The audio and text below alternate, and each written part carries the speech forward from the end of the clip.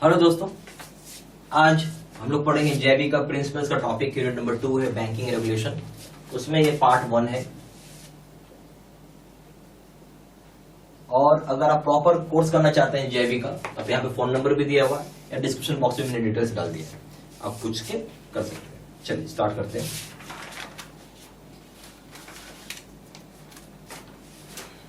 सबसे पहला चीज आइए हम लोग थोड़ा आरबीआई के बारे में समझेंगे। मेरे समझ से आरबीआई का फुल सभी जानते हैं, रिजर्व बैंक ऑफ इंडिया। इसमें कुछ बताने लायक नहीं है। अच्छा, बता सकते हैं रिजर्व बैंक कब फॉर्म हुआ था, कौन सा एक्ट था? तो एक आरबीआई एक्ट आया था 1934 को। ठीक है, 1934 का कानून आया, उसके कानून बनने से ये फॉर्म हुआ, तब आरबीआई आप बोल सकते हैं कि फॉर्म हुआ। आरबीआई फॉर्म तो हो गया, पर आरबीआई काम करना कब चालू किया? फॉर्म होना अलग होता है, काम करना अलग होता है। तो आप बोल सकते हैं कि RBI started working from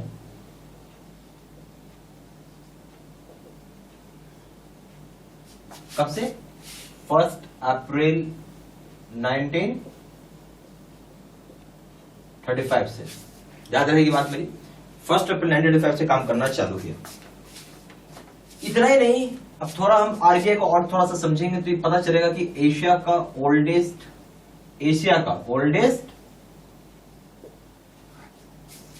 central bank है। क्या है? सेंट्रल बैंक बोलते हैं इसको हम लोग। आरबीआई को क्या बोलते हैं? सेंट्रल बैंक बोलते हैं। तो एशिया का सबसे पुराना सेंट्रल बैंक है, ये याद रखिएगा। अच्छा, उसके बाद यहां पे एक चीज और हुआ कि आरबीआई में एक कानून आया था, ट्रांसफर ऑफ पब्लिक ओनरशिप। एक कानून आया था, भारत सरकार ने एक कानून निकाला था, गवर्नमेंट ऑफ इंडिया ने। जीओआई का फुल फॉर्म क्या है? Government of India. तो इसने कानून निकाला, उस कानून का नाम क्या था? कानून बनाया जिसका नाम था transfer of public ownership act नाम था। ठीक है, transfer of public ownership act था, 1948 का ये कानून है। अब इसका क्या मतलब है? इस कानून से सरकार कुछ किसी चीज को भी एक्वायर कर सकती है, किसी चीज को भी एक्वायर कर सकती है सरकार, जिसको चाहे उसको एक्वायर कर सकती है। Transfer of public ownership act जो 1948 में आया, इसका उद्देश्य ये है कि इस कानून से अगर कुछ एक्वायर करेंगे तो उससे बेनिफिट पहुंचाएंगे पूरे मास को, पूरा पब्लिक को।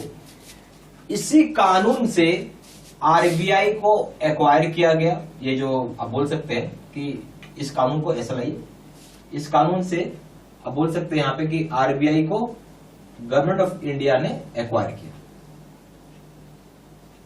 और फिर बाद में गवर्नमेंट ऑफ इंडिया का ये पार्ट हो गया। ठीक है, आरबीआई में एक चीज और है, आपको जानना चाहिए, मालूम भी होगा, ये कि गवर्नर होते हैं। और कितने डेप्यूटी गवर्नर होते हैं? तो 4 डेप्यूटी गवर्नर होते हैं।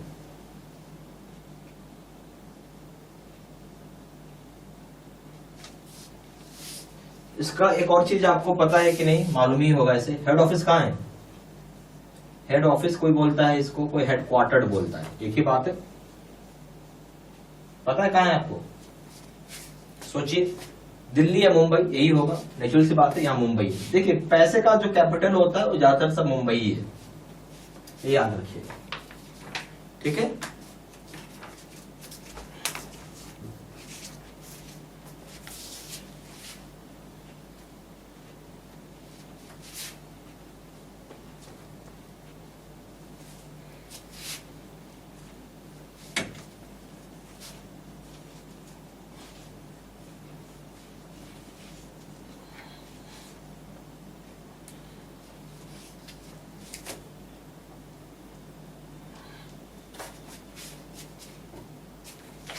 अब हम लोग बात करेंगे क्या क्या मेन ऑब्जेक्टिव से आरबीआई का।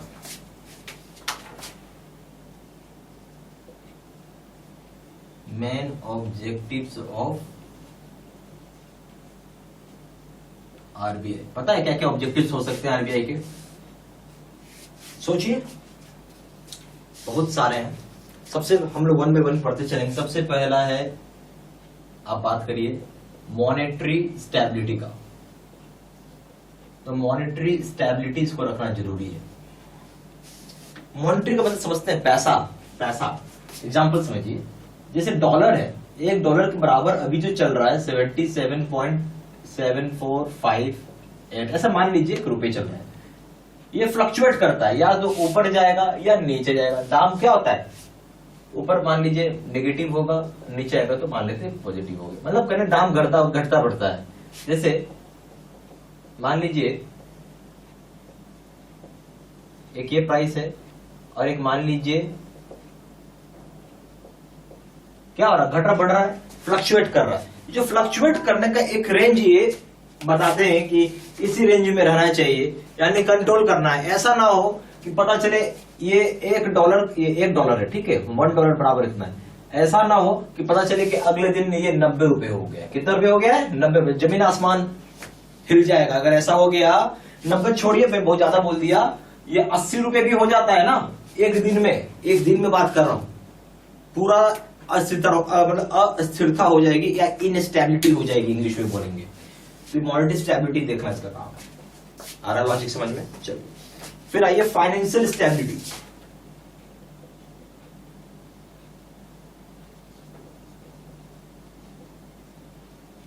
मार्केट में पैसा होना चाहिए। फाइनेंशियल स्टेबिलिटी का क्या बात है, मार्केट में पैसा होना चाहिए, एडुकेट होना चाहिए, ना ज्यादा होना चाहिए ना कम होना चाहिए।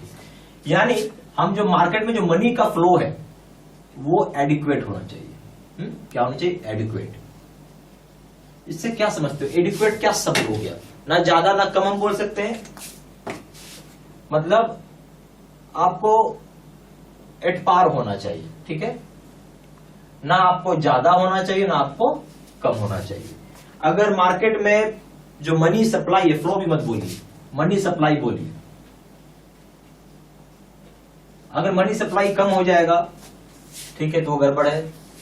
मनी सप्लाई ज्यादा हो जाएगा तो भी गड़बड़ है। तो उससे क्या होता है, मार्केट में या फाइनेंशियल इंस्टेबिलिटी क्रिएट होता है। फिर साउंड फाइनेंशियल सिस्टम बनाना, ये बहुत जरूरी चीज है। इससे क्या समझ में आता है, बहुत बढ़िया चीज है साउंड फाइनेंशियल सिस्टम अगर समझेंगे तो। फाइनेंशियल मतलब बैंक, प्राइमरी डीलर। अब प्राइमरी डीलर क्या होता है, ये हमने यूनिट 1 में पढ़ा है, ठीक है। बैंक हो गया, प्राइमरी डीलर हो गया, फाइनेंशियल इंस्टीट्यूशन हो गया, ठीक है, और फाइनेंशियल सिस्टम आ सकता है, म्यूचुअल फंड हो गया, इंश्योरेंस हो गया, सारे के सारे फाइनेंशियल सिस्टम वाली चीजें हैं। ये आप लिख सकते हैं, बैंकिंग, एनबीएफसी, प्राइमरी डीलर, और क्या हो जाएगा, इंश्योरेंस, म्यूचुअल फंड। जितना आप नाम सुन रहे हैं ना, सारे के सारे क्या है, साउंड फाइनेंशियल सिस्टम है, ठीक है। ये साउंड फाइनेंशियल सिस्टम के हम लोग यहाँ बात करें, इनके पास साउंड फाइनेंशियल सिस्टम होना चाहिए, ठीक है, जिसके हिसाब से काम कर सकते हैं। ओके, तो इन सभी के पास सफिशिएंट पैसा होना चाहिए ताकि पब्लिक को पैसा दे सके, पब्लिक से पैसा ले सके, दे सके मतलब लोन के रूप में, या कोई इन्वेस्टमेंट करा रहा हो, या फिर कोई मान लीजिए फॉरेन एक्सचेंज में कोई काम करो, कोई स्टॉक एक्सचेंज में होगा। इससे बहुत सारी चीजें होती है, उसके लिए पैसा होना जरूरी है। इससे साउंड फाइनेंशियल सिस्टम की बात की गई है। फिर आइए स्टेबल पेमेंट सिस्टम। अब ये क्या होता है, अगर कोई आदमी पेमेंट लेना चाहता है या फिर पेमेंट देना चाहता है, दो बातें होती है, पेमेंट को लेना चाहता है, कोई पेमेंट देना चाहता है, कुछ ऐसा सिस्टम तो बनाओ जिससे कि आदमी को विश्वास हो कि भाई हाँ, जहां मैं पैसा पे कर रहा हूं ले रहा हूं बहुत ही सही है, कोई गड़बड़ होने की चांस नहीं है। अब जैसे आप सुनेंगे कि चेक से पहले पेमेंट होता है ना जी, आज भी होता है, डीडी से होता है, बैंकर चेक से होता है, ठीक है। और क्या सुना आपने नाम, आईएमपीएस का नाम सुना होगा, नेफ्ट का नाम सुना होगा, आरटीजीएस का नाम सुना होगा। ये सब क्या है आखिर, ये सब स्टेबल पेमेंट सिस्टम है, इसके जरिए पेमेंट कर सकते हैं, ठीक है। Overall volume of money and money in economy, credit in economy. अब देखिए ये एक चीज और है, overall volume of money and credit in economy. थोड़ा समझते हैं इसको। ओवरऑल वॉल्यूम का मतलब क्या है, ज्यादा से ज्यादा क्या पैसा होना चाहिए इकोनॉमी मनी सिस्टम में, कितना क्रेडिट होना चाहिए। क्रेडिट का मतलब क्या है समझते हैं आप, इसको लोन बोलते हैं हम लोग, लोन या फिर आप एडवांसेस का भी नाम ले सकते हैं। तो ये सब भी कंट्रोल करता है आरबीआई। अब आरबीआई का नाम, आरबीआई जब नाम आता है तो उसमें सुनिएगा एक प्रायोरिटी सेक्टर लेंडिंग की नाम आती है, सुना है आपने नाम, प्रायोरिटी सेक्टर लेंडिंग। अब इसमें क्या बोलता है कि आरबीआई अगर लोन पास कर रहे हो उसमें प्राइवेट सेक्टर में 40% का लोन, जो 40% का लोन है कहाँ जाएगा, प्राइवेट सेक्टर लैंडिंग जाएंगे। इसमें कई पार्ट है, ठीक है। जैसे मान लीजिए कोई कहीं एग्रीकल्चर का है, इसमें फिर है वीकर सेक्शन का है, फिर है माइक्रो एंड स्मॉल इंटरप्राइजेस का है। ऐसे बहुत सारा सेक्शन है जिसमें ज्यादा डिटेल में लोग नहीं जाएंगे, बस ये बताने के लिए था कि इस तरीके से क्रेडिट को कंट्रोल करता है, कितना सप्लाई होना चाहिए, कितना मनी होना चाहिए, ये सब चीज के ऊपर भी आरबीआई का नजर बना रहता है, आरबीआई इसको देखती है।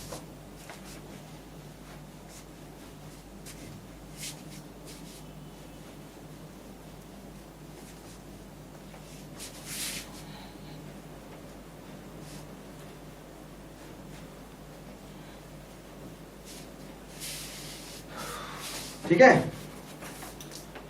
फिर है credit allocation by financial system होता है। फिर आएगा क्या, credit allocation by financial system. अब इसमें क्या होता है, जैसे मैंने आपको बताया कि कहां कहां लोन बैंक ने बांट रखा है, उसके ऊपर आरबीआई एक, आप बोल सकते हैं मॉनिटरिंग करती है, ठीक है, और चेक करती है। मॉनिटरिंग एंड चेक लिखिए। चेक का मतलब क्या हो गया, वही चीज है, उसको पता करते रहती है भाई सही जगह जा रहा है नहीं जा रहा है। इतना ही नहीं, जो भी क्रेडिट एलोकेशन किया है उसको ये चेक किया जाता है कि अकाउंट, जो लोन अकाउंट है वो आपका स्टैंडर्ड तो है, स्टैंडर्ड का मतलब है रेगुलर, मतलब ठीक है, अकाउंट फर्स्ट क्लास, ठीक है। और दूसरा होता है सब स्टैंडर्ड। सब स्टैंडर्ड वो अकाउंट होते हैं जो बेसिकली एनपीए हो जाता है, ठीक है। इसमें कई पार्ट है, डाउटफुल, डाउटफुल 1, डाउटफुल 2 और लास्ट में लॉस्ट एसेट। इसके ऊपर हम अलग से पढ़ेंगे तो समझ में आएगा। इस तरीके से क्रेडिट को एलोकेशन किया जाता है और उसको इस पर निगरानी रखी जाती है। फिर डेवलपमेंट ऑफ फाइनेंशियल मार्केट, इसके ऊपर भी कि फाइनेंशियल मार्केट को डेवलप किया जाएगा। हम लोग अगर फाइनेंशियल मार्केट को डेवलपमेंट की बात बोल रहे हैं यहाँ पे, तो क्या समझते हैं हम लोग, आपने एक नाम सुना होगा फाइनेंशियल इंक्लूजन। इसका क्या मतलब है कि हर एक आदमी को बैंक से जोड़ना, हर एक आदमी को बैंक से जोड़ना, उसके ऊपर बेसिकली ये काम कर रही है आरबीआई। काम क्या कर रही है तो काफी हद तक हो चुका है, तो हमने अभी ये पढ़ लिया। अब आइए इसके बाद पढ़ेंगे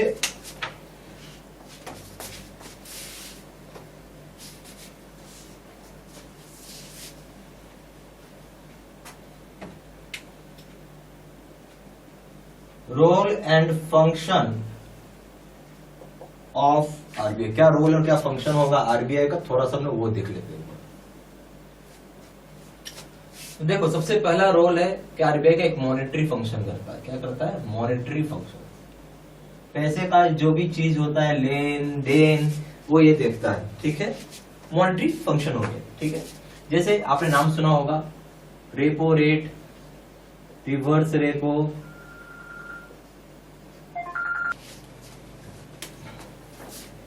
ठीक है।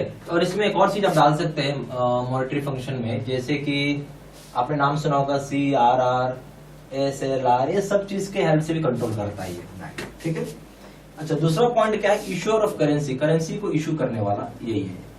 करेंसी कौन छापता है, आरबीआई छापता है, ठीक है।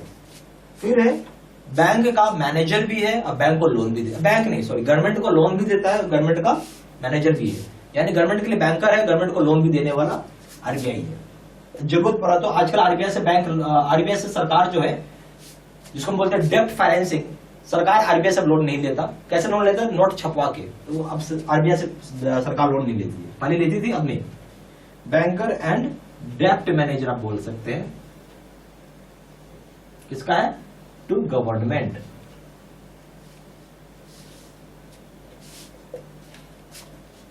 फिर बैंकर है किसका, फॉरेन एक्सचेंज का, बैंकर्स ऑफ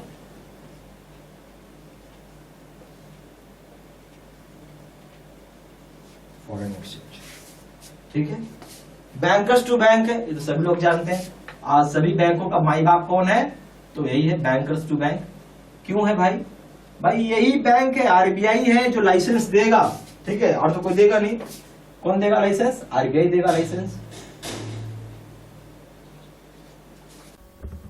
यहाँ पे हमारे पास जेआईबी के दो तरह के कोर्सेज है, एक ही पीपीटी यानी कंप्यूटर स्क्रीन रिकॉर्ड होता है, जो कंप्यूटर स्क्रीन होती है उसको रिकॉर्ड करके आपको वीडियो बना के दिया जाता है, और दूसरा होता है face to face video course. जो अभी अपने वीडियो देखा है उसका नाम है face to face video course.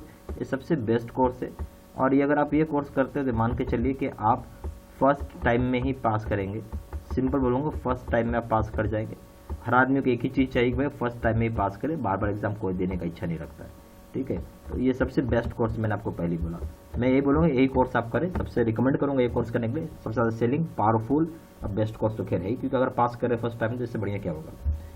दोनों कोर्स में कंपेयर करें, दोनों जगह वीडियो लेक्चर कोर्स है, दोनों जगह केस स्टडी की वीडियो है। यहाँ पे 6000 से क्वेश्चन बैंक है, 13500 क्वेश्चन बैंक है। यहाँ पे 30 मॉक टेस्ट है, और दोनों जगह रिविजन नोट्स है।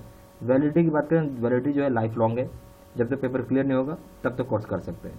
पेपर 1 प्रिंसिपल्स करेंगे दाम है 600 रुपये, यहाँ 1200 रुपये। पेपर 2 करेंगे इसका दाम 800 रुपये, यहाँ पे 1500 रुपये। पेपर 3 करेंगे इसका दाम है लीगल, इसका दाम है 600 रुपये, इसका दाम है 1200 रुपये। और कॉम्बो पे करेंगे यानी तीनों पेपर एक साथ मिला के करेंगे इसका दाम है 1500 रुपये, और यहाँ पे दाम है 3000 रुपये। ज़्यादा जानकारी के लिए फ़ोन कर सकते हैं। फ़ोन नंबर हो जाएगा 4 × 9685127। दूसरा नंबर है 7827546946। वेबसाइट में जाकर डायरेक्टली ऑनलाइन ऑर्डर प्लेस कर सकते हैं। वेबसाइट हो जाएगा www.jbcibstudymaterial.com। ईमेल आईडी हो जाएगा seat3@gmail.com। ये सारी इन्फॉर्मेशन मैंने इसी वीडियो के डिस्क्रिप्शन बॉक्स में भी डाल दी है, ठीक है। Thank you very much.